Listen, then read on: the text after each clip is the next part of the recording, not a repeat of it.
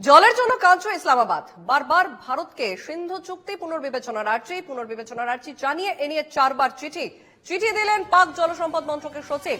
ভারতের জলশক্তি মন্ত্রক 4টি চিঠি গ্রহণ করেছে, তারপর তা পাঠিয়ে দেওয়া হয়েছে বিদেশ মন্ত্রকে। পেহেলগাঁও হামলার পরে স্থগিত হয় সিন্ধু চুক্তি স্থগিতে সুখা পাকিস্তান। এবার ছেড়ে দেবা কেঁদেবাচি অবস্থা ইসলামাবাদের, তাই বারবার পুনর্বিবেচনার আর্জি জানিয়ে চিঠি।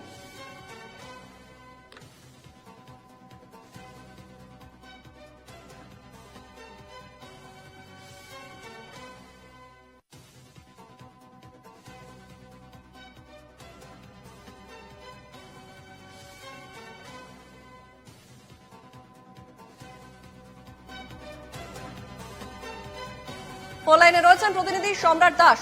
সম্রাট, বারবার ভারতকে সিন্ধু চুক্তি পুনর্বিবেচনার আর্জি জানিয়ে এ নিয়ে 4 বার চিঠি দিলেন পাক জলসম্পদ মন্ত্রকের সচিব।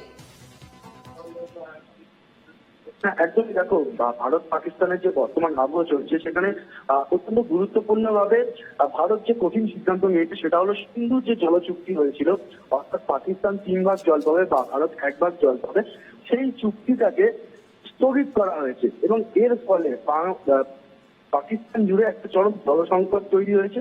সেখানকার এখন যেন খরিফ মরশুম চলছে, অর্থাৎ চাষের মরশুম, সেই মরশুমে ওখানকার কৃষি ব্যবস্থায় একটা বড় ইম্প্যাক্ট পড়ছে, সেখানে জল পাওয়া যাচ্ছে না।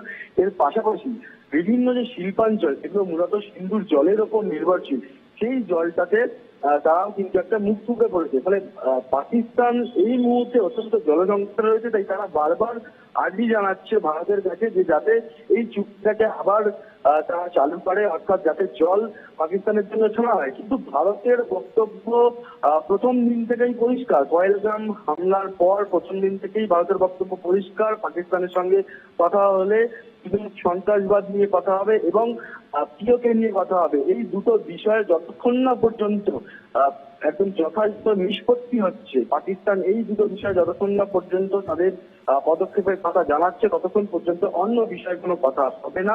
এবং বর্তমানে যে পাকিস্তানের পক্ষ থেকে বারবার যে জল বা কাপড় আর্জি জানানো হচ্ছে ভারতের কাছে যে আপনারা জল দিন, জল দিন, এই জায়গাতেও কিন্তু ভারত বারবার বলছে আমরা কিন্তু চুক্তিটাকে বাতিল করিনি, আমরা চুক্তি স্থগিত করেছি। আপনারা যদি সন্ত্রাসবাদের বিরুদ্ধে কোন রকম পজিটিভ পদক্ষেপ, অর্থাৎ সন্ত্রাসবাদের নির্মূল করতে যদি আপনারা পদক্ষেপ শুরু করেন, আমরা আলোচনায় বসবো, সন্ত্রাসবাদ নির্মূল করা হবে, সেরকম কোনো আভাস পেলে তবেই কিন্তু এই চুক্তি আবার পুনরায় চালু করা হবে। বেশ, ধন্যবাদ সম্রাট। আমাদের সঙ্গে ফোন লাইনে ছিলেন প্রতিনিধি সম্রাট দাস।